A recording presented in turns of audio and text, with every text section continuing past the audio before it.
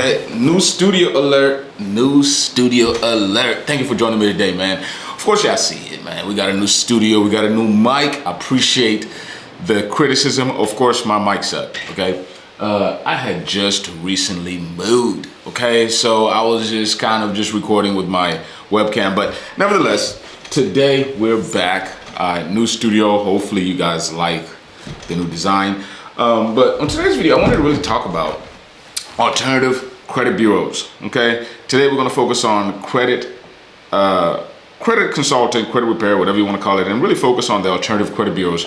If you're in the credit repair industry and you don't know about the alternative credit agency, something wrong with you, okay? Something's really wrong with you. You need to really pay attention to this video. And specifically what I'm talking about is companies like ARS, CoreLogic, Innovis, Clarity Services, LexisNexis, SageStream. These are the companies that I'm talking about, and we're going to address them today. How you can basically increase your results by freezing the record, the information being stored by these companies. So let me make it make sense and tie this all into why you need to be able to know about these third-party credit agencies and why you need to put a freeze on these accounts to increase the results of your clients as a credit repair agency. Anyway, let's get started with the beginning. As you guys all know, there's three major credit bureaus. Well, there's more, clearly, because we're going to talk about some other ones. But there's three major credit bureaus that generally most lenders use to make their decision when it comes to lending. TransUnion, Experian, and Equifax. And specifically, there is the Fair Credit Reporting Act that governs how they report, what they can report, how can they report it. And a lot of people don't really understand that that law was really created to protect the consumer. Because the way credit reporting works, they were going bananas before the Fair Credit Reporting Act. We're not going to get really into that, but the Fair Credit Reporting Act governs what they can report, how they can report it, and it also instills some rights to the consumers. Some of the rights that are instilled in the Fair Credit Reporting Act is what we in the credit repair industry use to dispute items off of people's credit report. That and many other laws. Let me just give you an example. So one of the things in the Fair Credit Reporting Act states that all the information on your credit report has to be 100% accurate and it has to be 100% verifiable.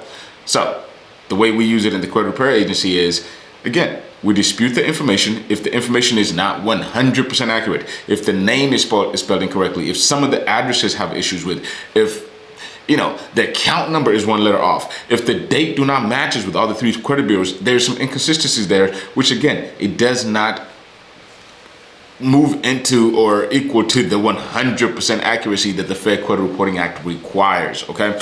So that's one way that we use. And then there's another thing here with the Fair Credit Reporting Act is say that all the information has to be 100% verifiable, okay? It has to be 100% accurate and it has to be 100% verifiable.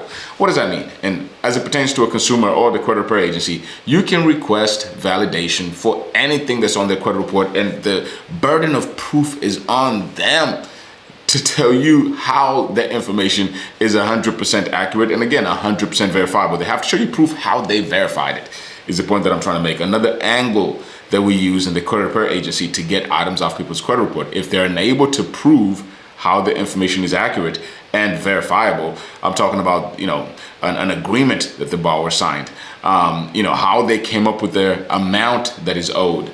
There's so many different things that you can ask for. So again, that's another different angle. Some other laws that we use in order to get items off people's credit report is, for example, some state laws. A lot of people know that the Fair Credit Reporting Act grants the right to the credit bureaus to report for up to 7 years any negative items on your credit report. But a lot of people don't know that each state has their own statute of limitations. That means how long somebody can legally collect debt that you owe. For example, I reside in the state of Arkansas. In the state of Arkansas, the statute of limitations on debts is 3 years. That means if you owe me $100, I have 3 years to go to court and get a judge to issue me a judgment, and then I can go ahead and pursue that judgment. But the thing is if I don't do anything for 3 years, then that debt is considered null and void. Look it up. I think there's a link that I'm going to provide to you down below that pretty much shows all the statute limitations on debt in all 50 states. So you can kind of look at that. Now, how do we use this in the credit repair agency? Some states, based on how the law is written, states say that reporting the item on the credit report or even verifying it can be looked at as an attempt to collect the debt. So again, you kind of, you know, the credit repair agencies are basically, or the collection agencies' hands is tied. You know, number one, they can't verify the debt. And then if you dispute it, the Fair Credit Reporting Act states that they have to be able to show proof of verification. You know, so that's kind of one of the other many ways that we get items off people's credit rate. You know what? I'm gonna give you guys one more. The HIPAA law. I don't know if you guys are aware about the medical laws, you know, HIPAA that, you know, protects your medical information, you know, from third parties without your consent. Okay. So the way we use this is, it's based on case law. If you go to the doctor and then you've been contacted by a third party regarding that debt, based on how you strategically dispute this, you can make an argument that your medical information was sold to a third party without your consent. Depending on what state you live in, that tactic sometimes do work. Now, those are 3 out of so many different tactics that we used in the credit repair agency to get items off of people's credit report, of course. Now, I'm going to tell you how the credit bureaus have started fighting back. This is not something new. This has been happening within the last couple of years. I want to say about 5-10 years ago, they've been using third-party agencies to verify their information. Okay, so and because the law, the Fair Credit Reporting Act, strictly states that they have to verify the information. It doesn't tell them that they have to go to the source. So that's why they're using these third-party agencies. So these third-party agencies, for example, like LexisNexis. Okay, LexisNexis, these people have everything about you. I can honestly say that a LexisNexis report is almost scary if you've never looked at one. If you've never looked at one, go to LexisNexis right now and download a copy of your report. You're gonna get a whole freaking book. Okay, they know everything about you. Funny story. There was a time I had this truck, and this truck was giving me so many different issues. It was a diesel truck.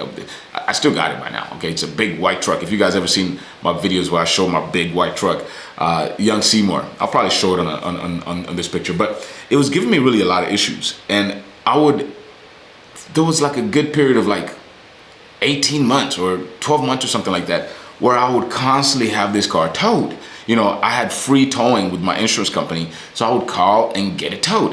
When I received my LexisNexis report, I had every single towing incident on that report. I was like, holy shit. They got all your insurance record. They got your tickets. They know exactly what school you went to, what elementary school. They got a lot of things.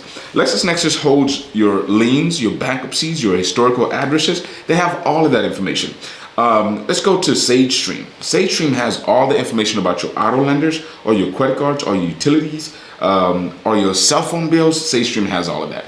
CoreLogic has all your rental applications, your child support, your criminal records. LexisNexis also has your criminal records as well. But CoreLogic holds a section of those as well. Then you got ARS. ARS has your public records, your bankruptcies, and also your inquiries. Okay, a lot of people be trying to go through credit card stacking, and they want to go through inquiry removal with the credit bureaus only, not taking care of ARS. And ARS has a copy of all their inquiries. So CoreLogic, we talked about that. Rental information and also child support. Clarity Services, they have all your payday loans, your auto title loans, your subprime lending stuff, you know, your payday loans and all of that stuff. And they have a lot of stuff. Innovis has all your payment history, all your mortgage accounts, and all your late payments. So now you have check systems. Check system is whenever you screw up a bank account, they also keep that information. So whenever you try to open a new bank account, you can't. Now, how do the credit bureaus utilize these third parties in order to verify your information and making it challenging for you to get these items deleted off your credit report? Simply what happens is you initiate a dispute with one of the 3 major credit bureaus. Instead of them doing a thorough investigation of your dispute, guess what they do? They go to these third parties and they verify the information that way, and then they send you that canned response. And majority of this verification is done with automation. Okay, they don't even have to send a letter to the third party and wait for verification. They just do it with automation, and you get a canned response. They use their little eOscar system in order to do all of this. So what we've done here, you know, and the thing I like about credit repair is, or credit consulting as I call it, it's evolved. You know, it used to be a time where just letters could do. And then it came to a time where now you had to freeze. That's the thing is, if you want to be successful with disputing some of these items, you want to freeze your accounts with these third parties, so it makes it challenging for the credit bureaus to verify the information. And when it makes it challenging for them to verify the information, they have to contact the original furnisher. And if the original furnisher doesn't get in touch with them on time, then the items have to be deleted. Okay, so that's the way that works. Like, for example, things like public records. None of the states or county courts actually report to the credit bureaus. This information has to be gathered manually, or through, sometimes they put it on, some of these states and public courts do have the information accessible online. But again, they don't report. They're not like American Express or your bank that actually sends the information to the credit bureaus. They don't report. So if you dispute a bankruptcy, and let's just assume that your county does not even have an online record of all this stuff, they literally have to send somebody there manually to verify the information.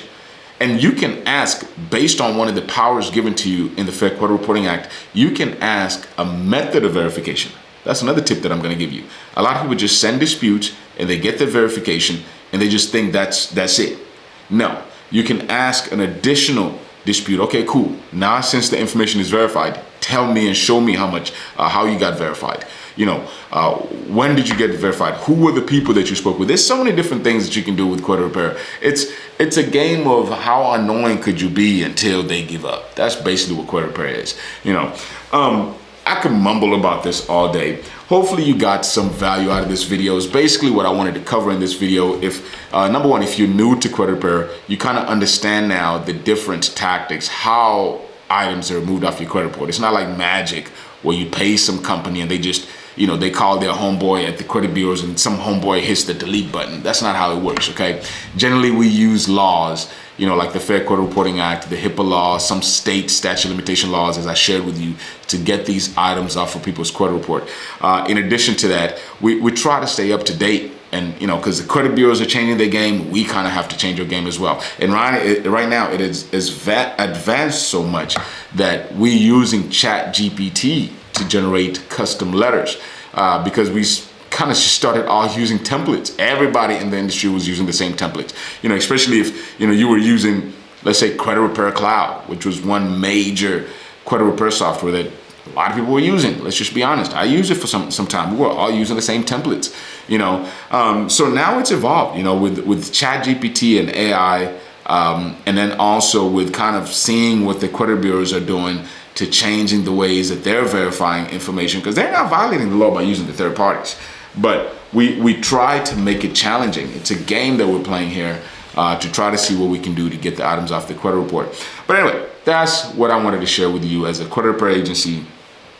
If you don't know about the third parties, I don't know what the hell you're doing. You need to stay up to game. Anyway, peace out. You have a good one. Anyway, if you stay with me through the end, I appreciate you. I really do. Please go ahead and give me a like to the video, subscribe to the channel. And I guess I should go ahead and pay some bills. Let you know what this video is brought to you by our sponsor, Broker Solutions Academy. There's going to be a link in the description. We work with people that are interested in becoming a business loan broker. We have a very comprehensive business loan broker course, and we're going to be teaching you everything you need to know about how to become a business loan broker. Our mission statement is we help business loan brokers understand and simplify the various funding solutions that are available in the marketplace so you can properly serve your clients, stop the endless confusion and self-defeating pointless rat race they're currently in, and grow their business while maximizing profits by teaching them how to become a real business loan broker, not just a referral partner. This video is also brought to you by Pennington Consulting Group, and that's where we work directly with entrepreneurs and also business owners to help them get funded. So if you're looking to start, grow, or even expand your current business, Pennington Consulting Group, there's going to be a link in the description where you can go ahead and schedule a time. And like we always say at Pennington Consulting Group, our goal is to help you reach your goal. Again, thank you for joining me today, and I'll see you in the next video.